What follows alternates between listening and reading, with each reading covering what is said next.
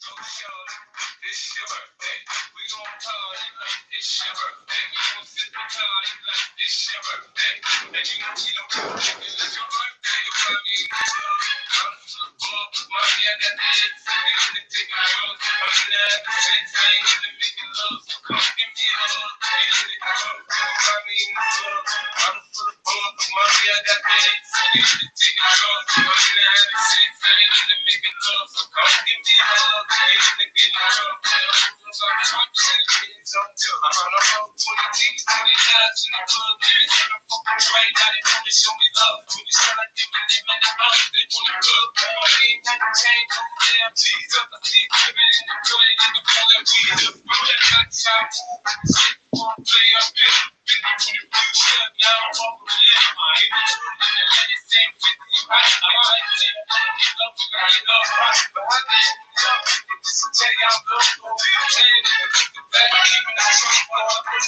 What's going on, everybody? It's your boy Rana out of Houston, Texas. Guys, it is 5 p.m. Central Standard Time.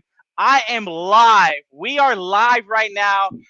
Before I introduce my next guest on the Real Estate Anarchy podcast, we're gonna wait for everyone to come on in. So we got a few people coming in from multiple platforms right now, guys. We want to make sure that we give them some time to come in, and that way we can go ahead and start the show. Once again, if you have any questions, make sure you guys are asking those questions at the end of your at the end a little bit. So we're still waiting for everyone to come on in, guys.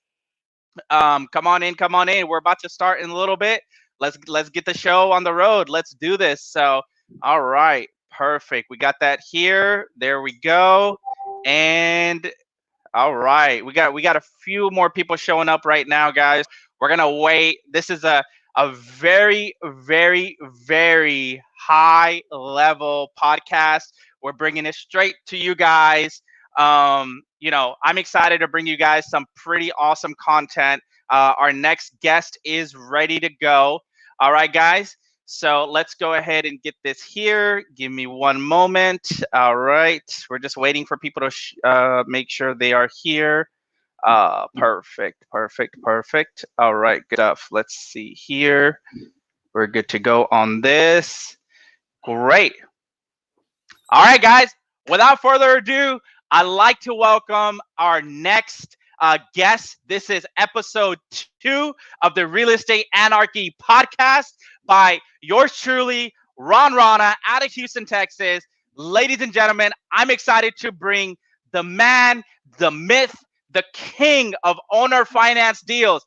I know he's a king. He doesn't claim that crown, but I know who he is. I know he is because of the deals that he does, guys. Without further ado, I always get this mixed up. Without further ado, I'd like to introduce Mr. Robert Kennon, right? He went from incarceration to closings, guys. Robert Kennon, my brother, the floor is yours. Tell us who you are, why you're here. Welcome to the Real Estate Anarchy podcast. Hey, what's up, my brother Ron, man? First of all, man, I want to thank you for giving me the opportunity to be on your platform, man. You've been inspiration to me since I met you, brother. So I'm thankful for that. And two, man, I want to give God the glory. I'm thankful to be still alive, to still be in this position, to be able to share value back to your audience, man. So it's definitely a pleasure. And awesome. Yeah, man, absolutely. So awesome. Well, let's start off with who you are. Okay, let's learn a little bit about yourself and about where you come from. Okay, great. Well, man, of course, my name is Robert Kennon. Grew up on the South Side. Grew up in the hood area. I know people probably heard of South Park, Yellowstone, Third Ward areas. That's the areas where I come from. Money side, sunny side, bloody side. Absolutely. And yeah, man, that's pretty much my neighborhood, man. And in those areas, before I got into this business, I found myself into the ways of the world of what you surround yourself around. and that led me to get into the drug game back in those days when I was going through middle school, high school, up to now. And just going through those situations in my life have built my mind to become an entrepreneur, because before I got into real estate, I started buying businesses as I was into the drug game. And that's when I had an epiphany along the journey, because I was using my street process, and I was applying it to business, and didn't know that I wasn't trying to be successful. I just wanted to use the money to buy stuff, you know.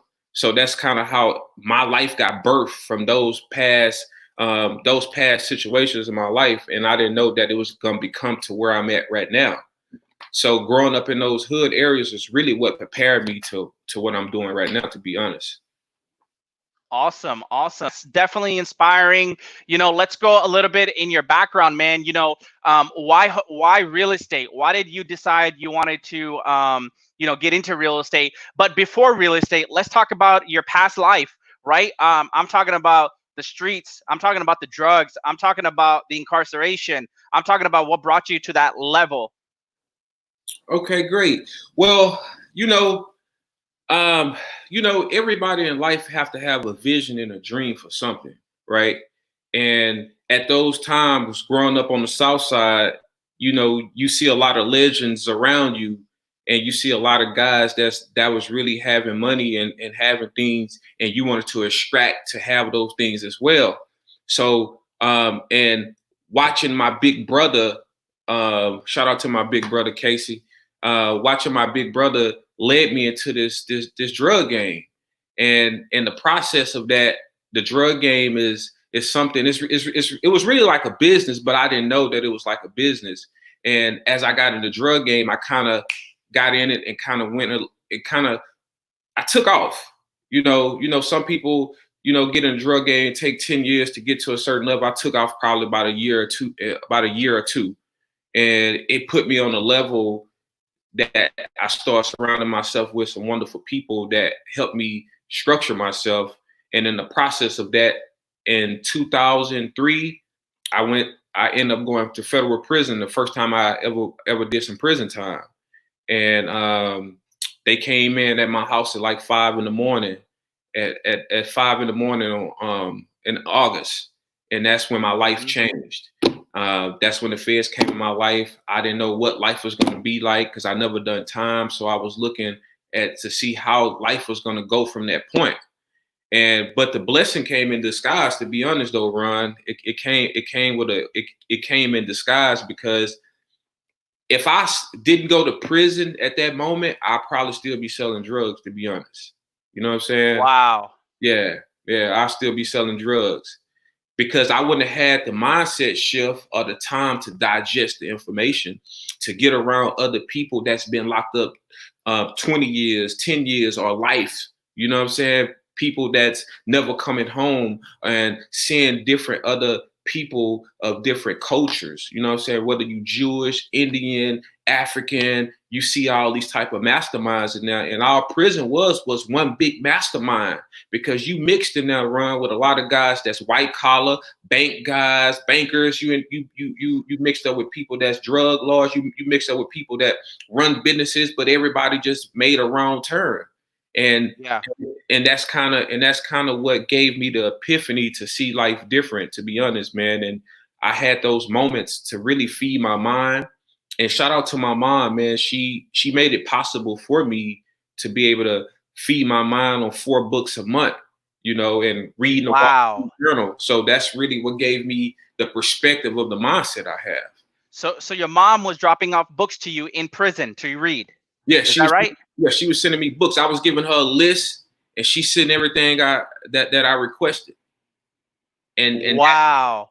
Blows Me away, man. Forget about having commissary. Like, you were developing your mind. A lot of people are trying to find out if they're going to be buying hot Cheetos in commissary time. You're getting books from your mom. Absolutely. Wow. So Yeah. where did it come from to you to get into real estate? I mean, drug dealing is a whole different ballpark, man. Has Right. nothing to do with real estate unless you're Pablo Escobar, El Chapo, right? Absolutely. They got all the real estate in the world. They're buying up properties. I don't know what it is, but they, we can Narcos, man. I blame Narcos for all that kind of stuff. So It's a good show. it is. It's a great show. And the thing is, man, you kind of told us, how you were mentally preparing yourself in prison. Talk to us about that, right? Prison is a hard life. Like you were in a pretty like maximum lockdown prison. This is not like Harris County Jail where they give you a bologna sandwich, right? When you walk in. Don't ask me how I know. But Absolutely. right. So you were in maximum security, man. And that's something huge because a lot of the followers who do wholesaling, let's face it, man. A lot of these people come from hard backgrounds. Many of them are African Americans, right? Many of them are not. They're not white blue collar people, right? I mean, this is an anarchy podcast. I'm gonna call a spade, man. So you have a pretty substantial following, also on social media. And you put the good word out there as far as being a leader in the industry. Now let's go into more about why real estate again, right? Why did you see it because of the money? Did you see it because it was something that always attracted you, right? What is it about real estate that brought you to here? Man, to be honest, man, when I was in prison,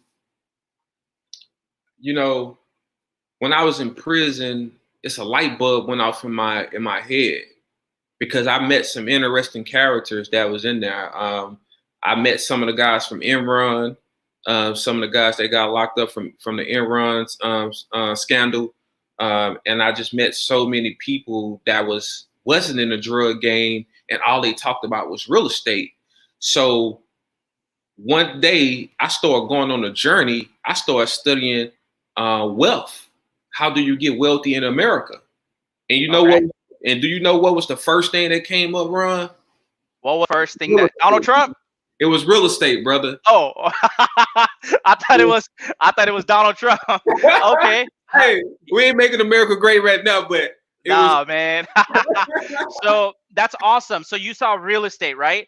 Yes. And that is true, right? What is this statistics of people becoming millionaires from real estate? It is over half people. Absolutely. Right. And that's brother. I saw that, man. I started studying and I saw real estate, stocks, technology, but real estate was number one. And every person that I talked to that was in prison who had a mastermind mindset, that's all they talked about, walking the track or at lunch. I ain't gonna lie, man. It's kind of like segregated a little bit. The blacks stick with the blacks, the Mexicans stick with the Mexicans. Of course. But I used to be joining tables. I wasn't never in no gang or nothing like that. So I was like hearing different conversations, and these boys was talking about this and that, and I was like, okay, well, that's what I'm just to put my search in, and I started hitting my mom up. Hey, man, send me this book, send me that book, and that's where it got birthed at, man. Awesome. So I love your story. It is truly inspirational, right? And that's that. So let me ask you right now, during coronavirus, during COVID-19, you are an owner finance guy. Am I right or am I right? Absolutely. Okay, so you're in owner financing. Can you go over what is owner financing and what are the benefits and cons of owner financing for our viewers who don't know what owner financing is? Man, owner financing is something like you go to a furniture store or buying a car where you buying something on a note, and reverse to that, owner finance is something that you selling somebody some terms. It's like you Bank of America, Bank Chase, Anarchy, and you pretty much own the asset and you giving the person time to pay you with a down payment and with terms of interest. And once I found out about owner finance, shout out to one of my mentors. Well, he's deceased now, but he gave me the philosophy of contract for deed. It was contract for deed back in the day. Wow. Okay, that's a gem alert. All right, cool. Yeah. It was contract for deed because he owned over 300 houses, and that all his Wow. most of all his houses was on contract for deed. And he told me that half of his houses paid itself at least 20 times because most people was buying his houses on contract for deeds, like owner finance. And some people end up couldn't 20 times? know. Huh? 20 times? He was Yeah. making money almost 20 times per deal.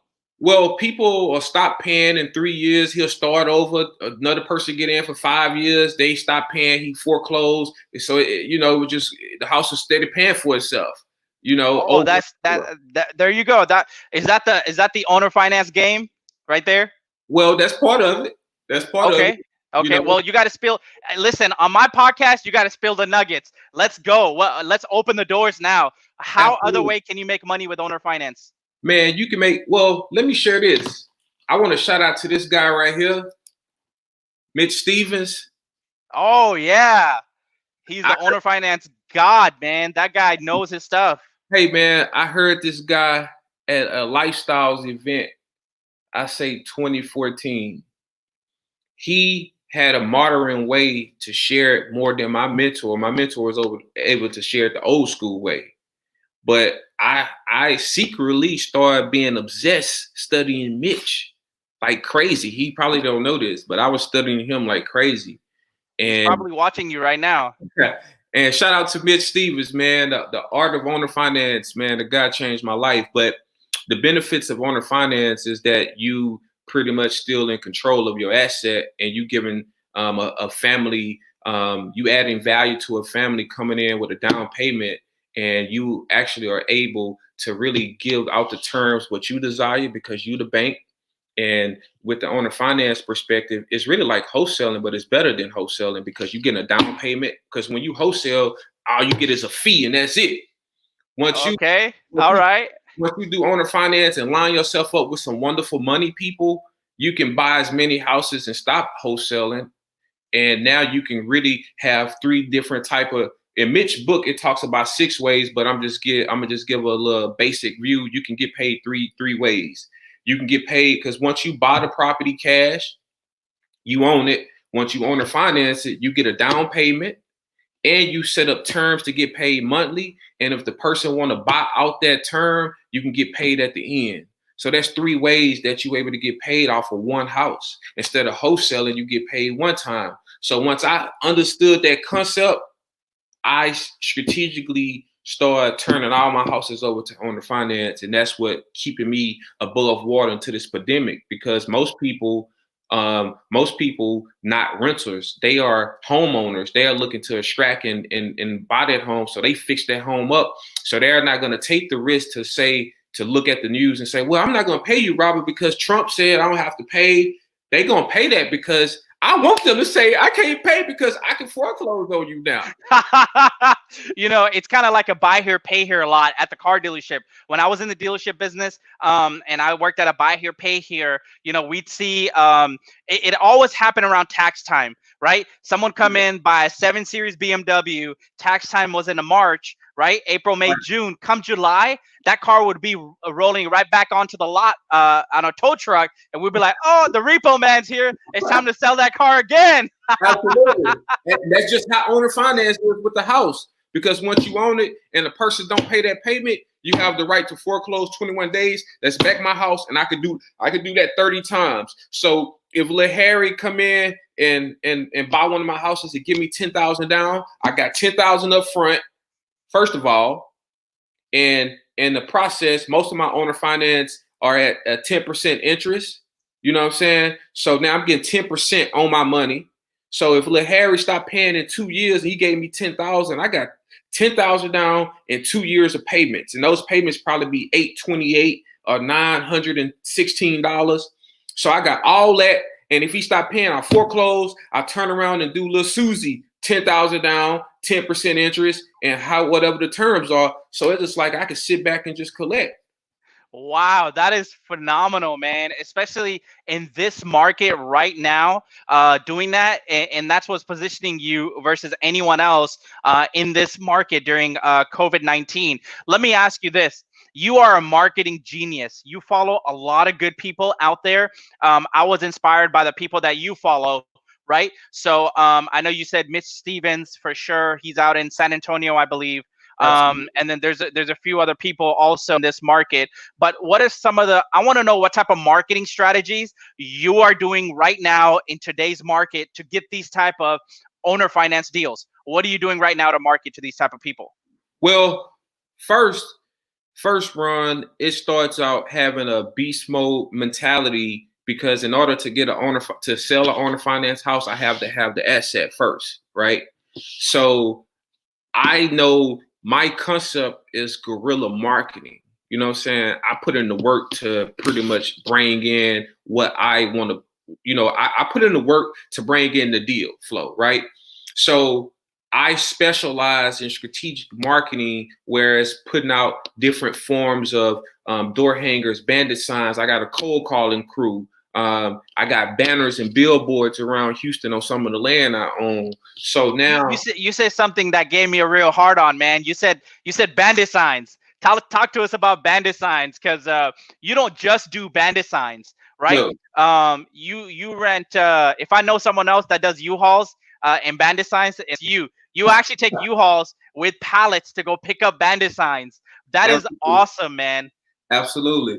Bandit signs has been a very intricate part of my business for years, man. My second or third deal off a bandit sign, I made $10,000, and I never forget. Whoa, And that's once insane. yes, in my neighborhood, I made 10,000 off in my neighborhood off a bandit sign. So I said, man, if a bandit sign can give me this, well, I'm not gonna stop doing this. You know what I'm saying? And I learned how to finesse the bandit sign police and all the haters out there that take your bandit sign and put their sign. I start learning the concepts. So I stick to what I know. A lot of people go to this new technology stuff and they're spending all this money. I stick to what I know, and that's what's been working with me since the 5 years I've been in this business, and I've done hundreds of deals. And so once you set up the marketing platform, Ron, and you got these deals that's coming in, I got options now. You know what I'm saying? I got options of deals. Okay, I'm gonna buy this one. Okay, the deal, I'm gonna buy this with my cash. Okay, I'm gonna buy this with my private lender cash. Okay, I'm gonna own a finance. I'm a wholesale this one. So that's what the marketing has done for me, man. It keeps me in perspective so that I can have options of if I want to buy this house and turn on the owner finance. I did a few owner finance deals where I negotiated with the seller, and the seller gave me terms, but the majority, 90% of my houses are paid for in cash and turned around and owner finance, because can't no lender come in and foreclose on me. I want to be self-made on my deals. So, and I want to have position of power so that I can be in control. So now the owner finance game has set me up to have many options now, because to be honest, man, I love the Hispanic people. I preach this a lot. No discredit to nobody, but every last 100% of my houses are Hispanics, man. They pay. Shout out to this Hispanic community, man. Shout out to the Hispanic community. I really love dealing in Hispanic communities, man, for a reason, because a lot of our buyers are, renters, buy and hold guys, and they love buying in blue collar Hispanic communities. And that's the truth. It is what it is, right? Absolutely. So, Absolutely. all right, good stuff, man. So we got a few comments right now that are going live. We know a guy named Eric Sierra. Eric says bandit signs work. Absolutely. What's up, brother? Hey, Eric know about those bandit signs. Trust me. Eric knows about bandit signs. I'm telling you, if someone knows about bandit signs, Eric Sierra knows about bandit signs, guys. Antoine Brown says, my man Robert got a strong follow-up game. All right, so tell us about your follow-up game, Robert. What do you do on follow-ups? Man, you know what? I want to shout out to a wonderful guy, man, that that really gave me a concept of this. Shout out to Ryan DiGiovanni. I was a part of Home Investors, We Buy Ugly Houses, a couple of years ago. I was under his leadership, for about a year and a half or 2 years. Guys, that's why I call the guy Trump, because he, got a Trump mindset. Not being with the Democrats and Republicans, but the man just think big. He's smart. I know Ryan DiGiovanni. He's a great guy. Very smart individual. So tell us about your tenure over there with him. Well, that's what taught me a concept of the follow-up. You know what I'm saying? Because this guy put in, this guy used to spend a lot of money in marketing. He preached on, man, you got to follow up, you got to follow up, you got to follow up, you got to follow up. So that was a mental guide that was in my head, like, hey man, I got to follow up on these leads. And to be honest, man, since that back then to now has changed my life, because it's a lot of deals that I still do to this day. And I deal with over 5 to 7 title companies from Houston to Beaumont right now. And everybody know half of all my sellers are from follow-ups from people from 2 years ago, a year and a half ago, 3 years ago, because the follow-up, I learned this from one of my mentors. The follow-up, the statistics is between the 5th to the 12th contact. And through that 5th and 12th contact, a lot of people only go to 3, run, and they stop. But you got a guy like me that's going to call at 10, 8 o'clock in the morning. You know what I'm saying? I'm calling 2 hours after church because I'm going to be the prayer to that follow-up. You know there you go. And that follow-up really what changed my life, to be honest. Even to this day, Ron, I still set up a day where I'm calling all the people in my pipeline from 2 years ago. And I got a philosophy. If you don't curse me out or threaten me with the police, or I don't know you, and I know you sold your property, that's the only way I'm going to stop calling you. Wow, that is amazing, especially in today's market. A lot of people get, I call them sissy pants because, you're going to get cussed out. You're going to get cussed out by people. This game is not all, it's not all about the Lambos and the private jets. This is all like, you got to be in the grit. You got to be in the grind. You got to focus and you got to hustle, right? I mean, it's insane. I mean, you're going to fail. And then you're going to get, you only need one yes for success. You're going to need one person who's going to need your services, and boom, right? And you have to be, one thing that I like about you is you never come, you never talk to a seller as a wholesaler or as a real estate investor. You always say that you are a solutions provider. And I picked that nugget up from you, man, just being around you. I know you said that you got to be a solutions provider. So talk to us about that. How are you providing solutions to people in a down market like this? Do you also, are you doing Section 8? Absolutely. I started doing Section 8 probably about a year and a half ago. Not a lot, but I'm doing more right now because the government loves to pay and keep you paid. And besides that, I want to add more value to people in my community because I come from the hood. I know a lot of people. I'm involved with a lot of different demographics. So Section 8 is one of the a real fantastic opportunity right now for investors because once you get something locked in, you have a continuous flow check coming in, no matter whether it go in depression or recession, the government gonna make sure those people get their money. You know what I'm saying? They gonna make sure they pay. Absolutely.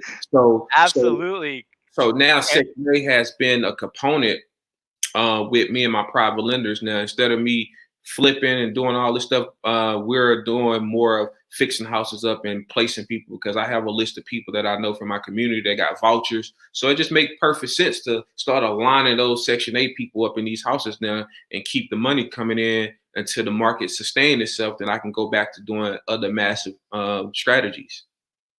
Okay, awesome. So let's move on to our next question here. So let me ask you, how are you structuring yourself as an authoritative figure when you're dealing with sellers who want owner finance? It's not something that's really preached out there, right? Sellers don't know what owner finance is. Again, they think it's the buy here, pay here, which it is that.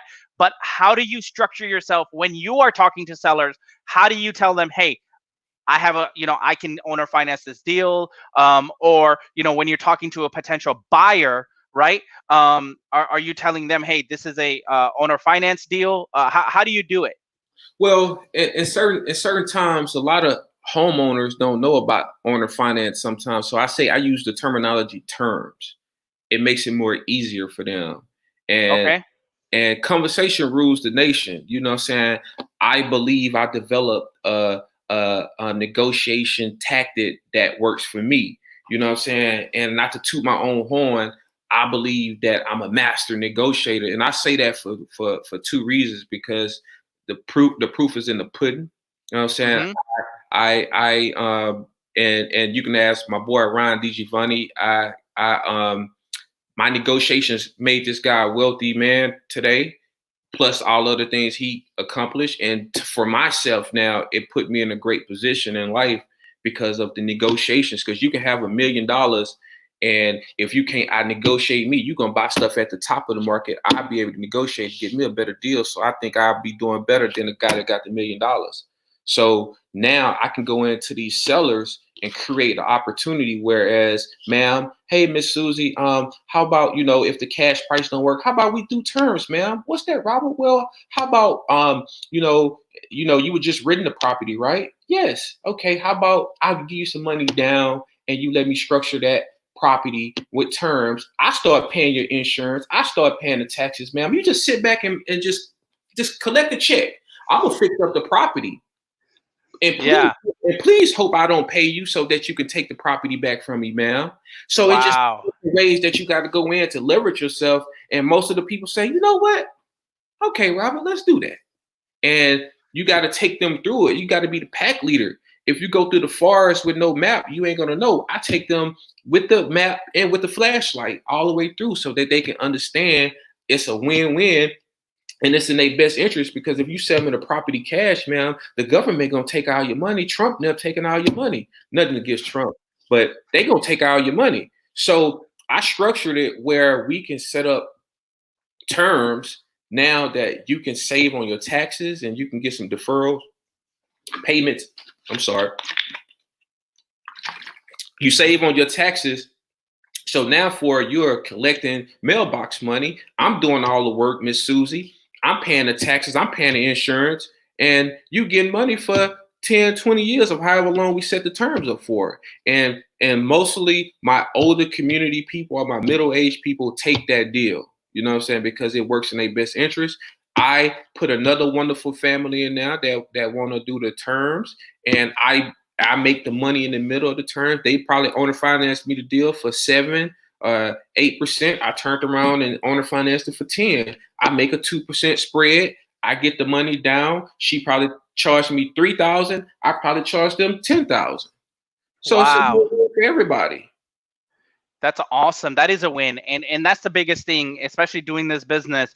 You need to make sure that you create a win-win situation. It's not about me, myself, and I. This is more about, hey, if you help as many people get what they want, you'll get what you want. And I truly believe that. So Right. that is phenomenal.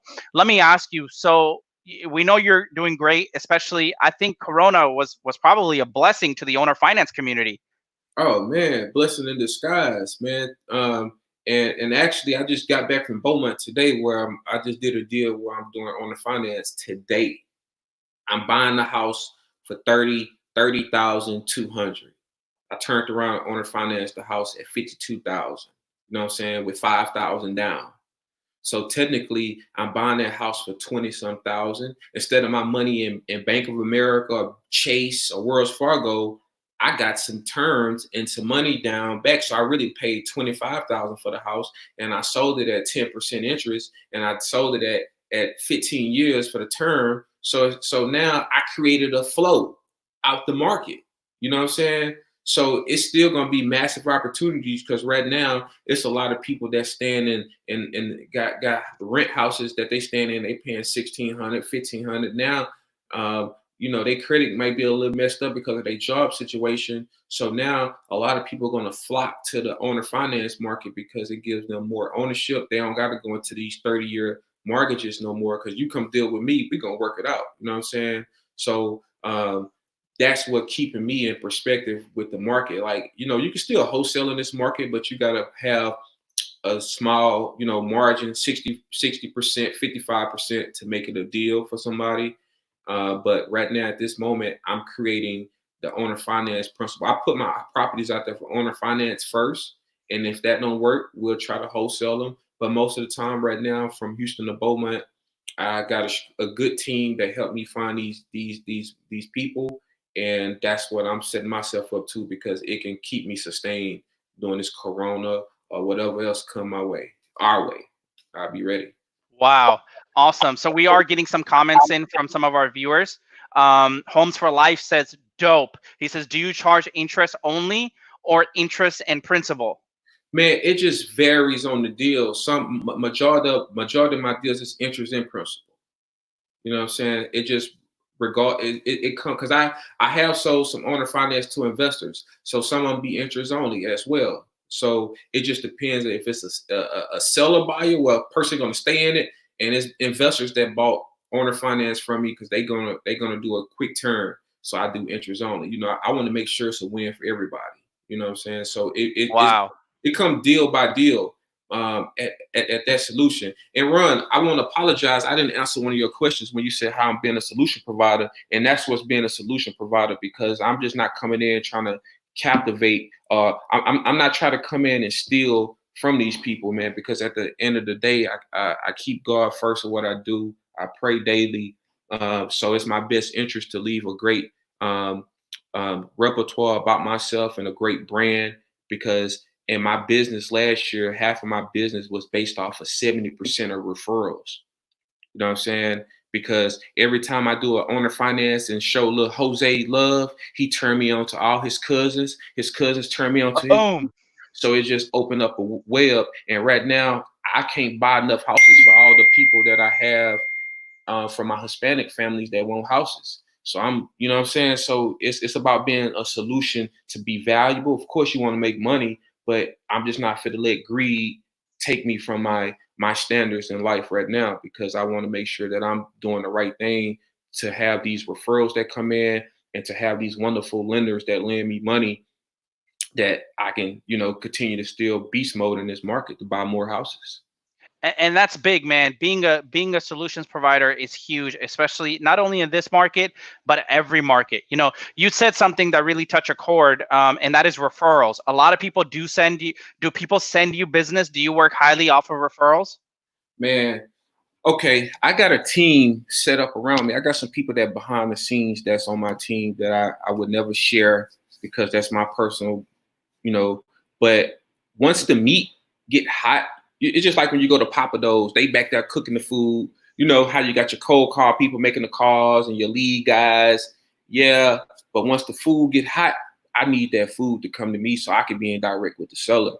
Because that seller gonna remember my repertoire. She gonna remember my voice. She gonna remember my value. Because ain't too many people gonna call that seller at 10 o'clock at night or be on the phone call because I set my timer. When I say I'm gonna call you at 9, I never say 9 o'clock. I say I'm gonna call you at 9:02, ma'am. But I'm gonna end up calling her at 9 o'clock or 9:01, and she remembers that. She said, "Oh, Robert, you sure do what you say." So that goes a long way with my referral base now, because sometimes I go pick up my sellers. You know what, Miss Susie? I'm driving you to the closing day. I just want to talk with you. I just do the extra stuff so that people can remember the traits that I outline myself in, and that ends up giving me massive referrals, man. And I'm getting referrals in Corona right now because of that. Wow, that is huge, especially right now in this market. You're just, that's a huge, I believe that's a huge nugget that you actually do. So, especially referrals, you just touching base with people, right? And I tell people all the time during our trainings, I always tell them, your first phone call should not be about the house. It should be about the person. You need to learn about them first, right? Come the second to third phone call, that's when you start submitting your offer. That's when you start kind of negotiating. Yes. And that's the thing. People do business with people they like and trust, right? Good news travels, but bad news travels faster. If you treat somebody wrong, they're gonna tell someone about it. But if you treat them right, they tell even more people. So that's just phenomenal how you do your business. Now we can truly see why you're successful. So we got another comment in. Clarence said word of mouth is the best marketing. Robert got it down packed. So absolutely, yeah, word of mouth. It is what it is, guys. So good stuff. All right, we got a mind blown emoji. So Joe, he's mind blown right now. This is the podcast, guys. So if you have any questions, make sure you're dropping them below so we can move forward with the podcast. Now let me kind of move forward now, and let me ask you, how has your struggles defined your success? What led your success to right here? Man, that's a good question, brother. My struggles has been, man, my struggles has been a lot, because you know, it's a lot of people I meet in real estate that have had jobs coming from corporate America, got their 401ks. They come from a silver spoon. They dad got some money, mom got some money. They can get a loan. You know, unfortunately, before I got in this business, you know, it's just like in the Bible when you say you can't live, you know, you can't live two sides. You gotta pick one. I burnt my ships, right? I burnt the ships that I didn't have an option to go back to the drug game. So I had to look straight, even though I was going through the struggle. So my struggles really is defined by my methodology of staying focused and disciplined, even when I didn't see the vision of it's happening in the process. Because when I got in this business, when I came home from prison from a violation in 2011, I came from a maximum prison where I met a guy with 8 life sentences that changed my life. He actually going to be in my book. Wow. He's going to be in my book that I'm writing right now. That's the guy that changed my mindset from ever going back and selling drugs again in my life.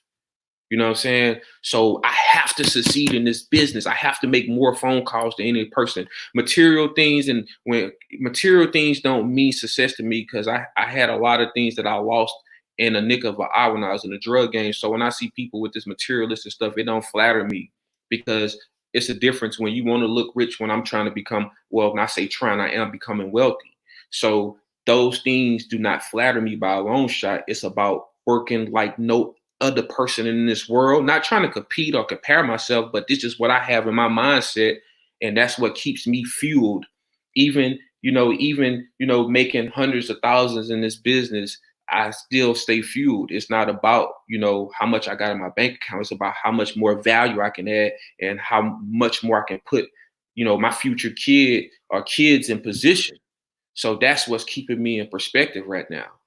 Awesome, man. That is phenomenal. Especially you have a vision where you were, man, that's it. Like I said, your story truly inspires me, and you are inspiring a lot of people who are currently tuned into this podcast. Let me ask you, what is in the future of your real estate career? Now we got Robert Kennon, the owner finance guy. He's doing phenomenal, right? What's in the future? What does the future store for you? Man, you know what, man? In the future, first and foremost, man, since I've been in this business, I probably wholesaled over 11, 12 apartments. I bought apartments with my, with a wonderful lady I have from China that lend me money on stuff. And I believe that I want to own more apartments and have that a part of my portfolio. I want to do the education thing later on to give all the things that I have learned to give back. You know what I'm saying? I don't want to be just a taker. I want to be a giver. I give value through my stories and things like that, but I want to have more time to sow into people, because a lot of people come to me, ask me for mentorship, but I would be lying to you because I'm focused on my business at least 87% of the time. So I can't give you none of me right now at the time. So I'm looking to be more of a mentor, to have time to deal with people. But right now I'm building up the legacy. I ain't gonna lie, man. I have a goal so big that one of my goals is I'm accumulating that I want to bring in 100,000 a month in owner finance cash flow, whether it's apartments or owner finance mixed together.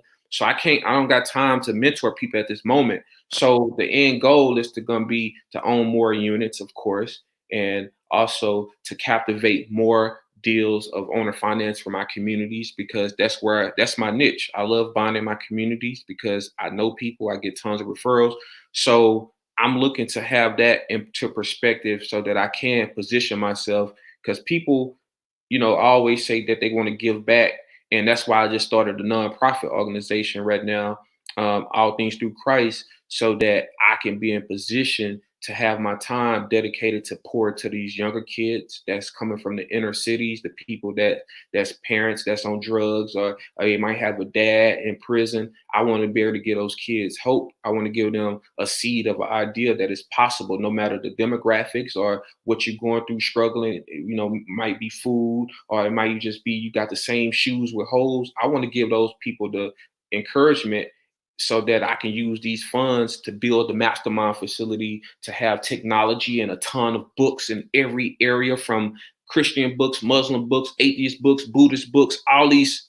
It's nothing that's gonna stop you from coming to my mastermind facility, because we're gonna have all the areas, whatever culture you are. I don't care if your mom on drugs, you could anything, you could have a background, been a juvenile. I want to try to help you, and that's my mission.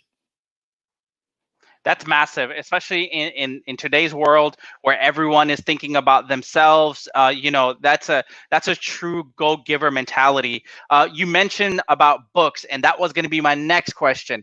What are your top 3 books on owner financing?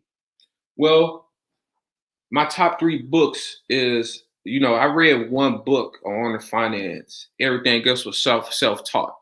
And I want to shout out to another guy that taught me owner finance too through his processes, is Landon. Landon is a wonderful guy, and Landon gave me an opportunity when I got out of prison to bring some value to his business, and he do a lot of owner finance. So I want to shout out to Landon as well. Landon Rothstein? Yes. Yes, he's the godfather of the Houston real estate community. I like to call him that. Landon is a wonderful guy. Definitely, he's a very humble human being. I did a deal with Landon about a little over a month ago. He bought a subject to deal from me, and wonderful human being, man. I went to his house. He has a magnificent mansion. Yeah. I was there, so I seen his place, and it's a beautiful spot, man. He's a very, very humble guy. So I always call him the Godfather. He's the Godfather. Absolutely, yeah. But I learned from that guy, and like I showed earlier, this book right here, man. This book, look, that's my book. That's how it's signed by Mitch Stevens, man. Because I obsessed this book. Look at my book, man. I read this book over 20 times. You know what I'm saying?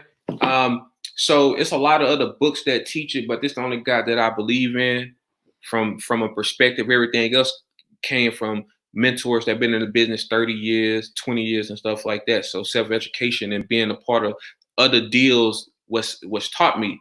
But as far as books, one of my top books that was given to me in prison that changed my life that I still read is this book right here.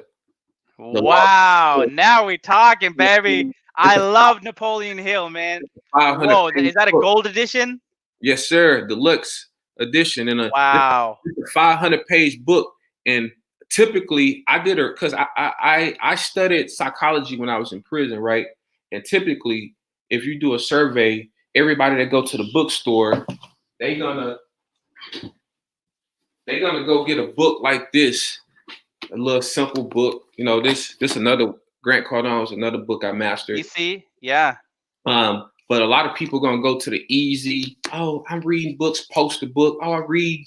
But honestly, when I was in prison, I got to read this book over 3-4 times, 500 pages with no distractions. So it's a different concept. And this book really gave me all the tools of what I'm doing right now, to be honest, with infinite intelligence, with mastermind, with the pleasing personality, sexual transmutation. I was able to stop having sex for a long time to master my thoughts and master my game and have the 48 laws of power mindset to leverage myself around a lot of people. So these books is what I captivate and I live my life on, because I don't got no degree. I don't have never had a job in my life, but I had a job for a month at a little pressure washing thing just to get out the federal prison halfway house.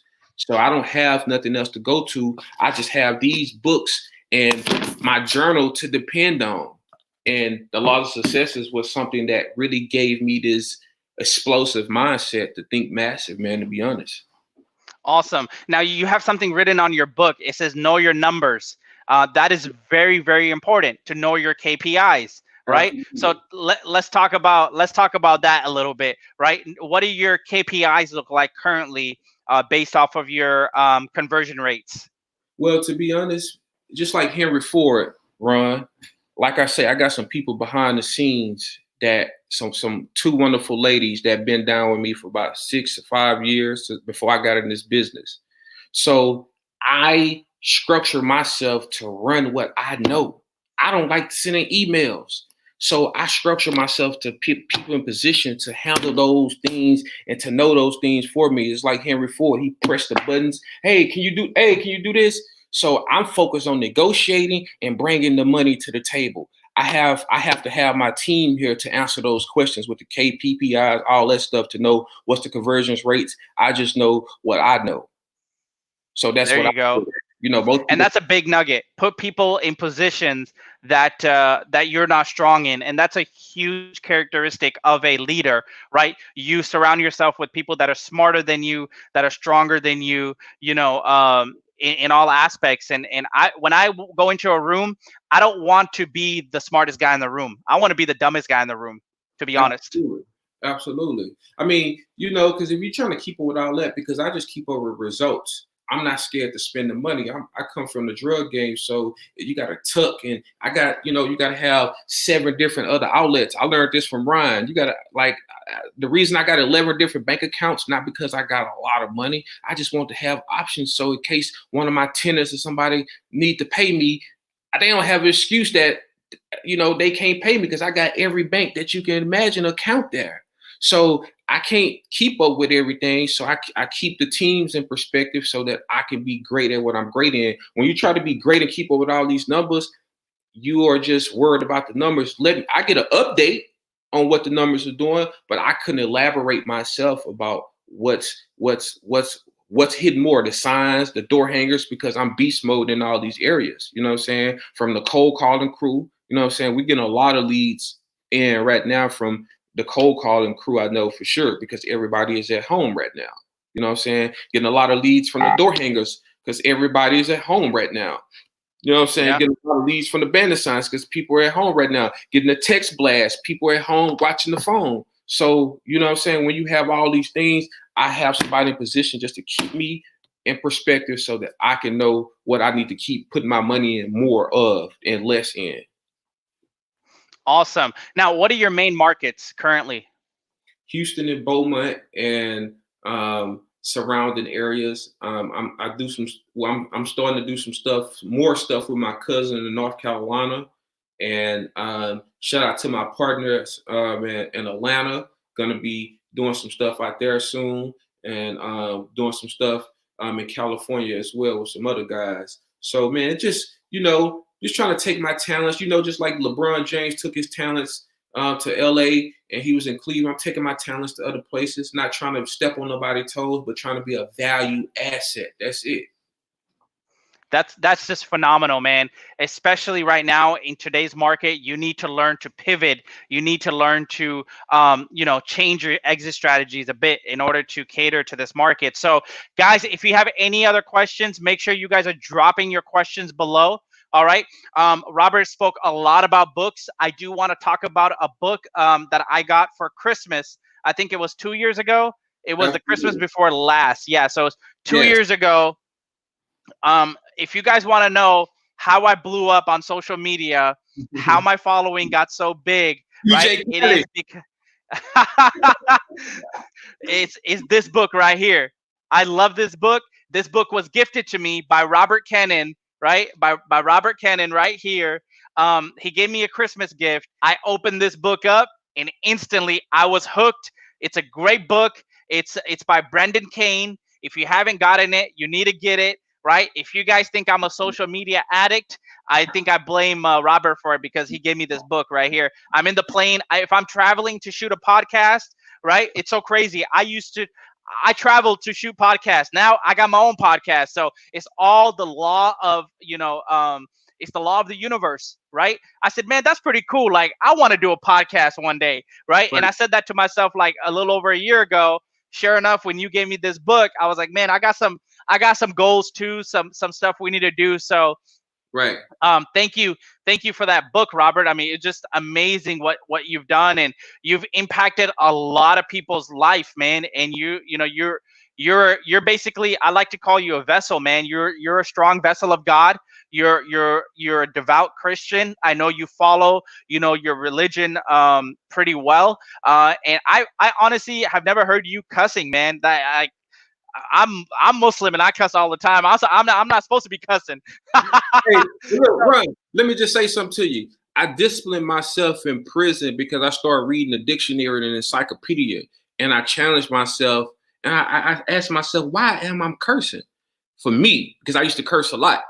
So that habit came from when I was in a disciplined place of refinement. That's why everybody been complaining about being in the house. I'm just working on other disciplines. Like right now, I've been on a detox, fruits and vegetables for the last 10 days, because it's all about disciplining yourself with something that you really want to do. And that's what I've done. And I was able to take cuss words from my vocabulary. I can use them when I'm just illustrating something, but I really don't like to use them, to be honest. No, understandable, man. And like I said, you are a great man of character. If you guys don't follow Robert, you need to follow him. Let's go ahead and we're gonna make sure we plug your Instagram plug. What is your Instagram plug? Real estate wealth builder. Real estate. Real estate. Real estate underscore wealth builder. Yeah. Score wealth builder. We're gonna make sure if you guys are watching this and you're getting nuggets from this, make sure you go out and follow Robert, follow his journey on what he's doing. Make sure you guys are out there. You have any questions at all, guys, okay, let us know in the comments right now. Make sure you're dropping your questions in the comments right now. So and then you talked a little bit about your team. What does your team look like right now? Well, as far as my people that do my marketing, I got a marketing team, people that stay on the payroll, you know what I'm saying, during this pandemic. You know, I got my street team, you know, I call them my street team, you know, the guys that's getting out there, whether it's cold, raining, or whatever, the guys that's making the contact with the communities, you know what I'm saying? I converted students into lead acquisition guys. You know what I'm saying? That way I don't have to hire all these guys. So I just converted students that's been loyal to me over the years, where they can help me outsource some of this work and, you know, have me in position to be at more places and more times. So I do take certain people under my wing, but you just can't be a microwave person where you just come in there and put 2 minutes and you thinking you fit to get some results by me. I got to take you through a process, and that's what allows me to put people in position around me, because there's a lot of people that want to, you know, just soak you up from the game and go on their way. I respect that, but my team is consist of people that I take under my wing, and we find value of we can add to each other. So that's how I do my team. I don't hire all these people. You know, it's sometimes easier to convert people that's students and leverage that so that you can not have to have put yourself to be paying a person, and it gets slow, and you end up losing a friendship and a good person. Absolutely, man. And a lot of these people that preaching a big game and talking about you got to build the teams and the processes and the systems and blah blah blah. You can do this business from the comfort of your own home. Do you have an office outside of your home? No, I got an office on my second floor. Turned the whole room into the office, and it's been working for me. And I do massive deals here, so it works. I mean, absolutely, it's up to you if you want an outside office, but you don't have to have one if you don't want one. But if you got a team and different, you know,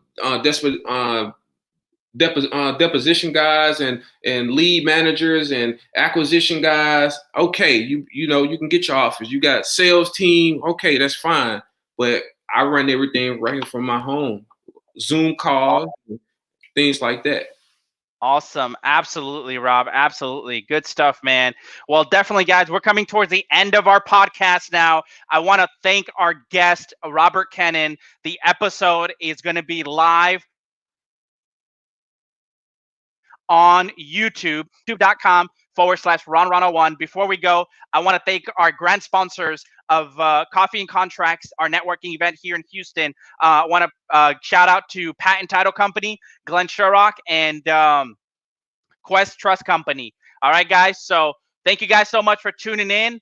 I'm Rana, Robert Kennon. Appreciate you, brother. And wholesalers, if you guys have deals out there, make sure you send it to us at dispomydeal.com. Okay. Listen, if you can't find a buyer in this market right now, it's okay. Send us your deals. We are known to sell deals for wholesalers, for investors. If you have retail deals, send us your deals. We can sell your deals. Listen, we got the HUDs to prove it.